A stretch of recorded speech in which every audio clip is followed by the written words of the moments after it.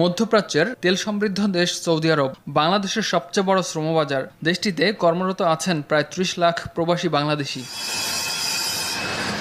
বর্তমান সময়টাতে ভালো নেই নতুন করে সৌদি আরবে আসা প্রবাসী বাংলাদেশিরা। বিশেষ করে ফ্রি ভিসায় যারা এসেছেন তারাই পার করছেন কঠিন সময়। এদের মধ্যে কেউ পাচ্ছেন ৩ মাসের ইকামা, কেউ পাচ্ছেন ৬ মাসের। ফলে নির্দিষ্ট মেয়াদের পর ইকামার মেয়াদ বাড়াতে না পেরে বহু প্রবাসী অবৈধ হয়ে পড়েছেন।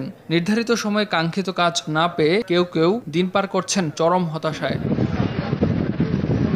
পরিবারের আর্থিক সচ্ছলতার জন্য জীবিকার তাগিদে বাংলাদেশ থেকে প্রতি বছর বহু সংখ্যক দক্ষ অদক্ষ শ্রমিক পাড়ি দেন মরুভূমির দেশ সৌদি আরবে। দেশটির ভিশন ২০৩০ বাস্তবায়নের অংশ হিসেবে চলছে বড় বড় মেগা প্রকল্পের কাজ।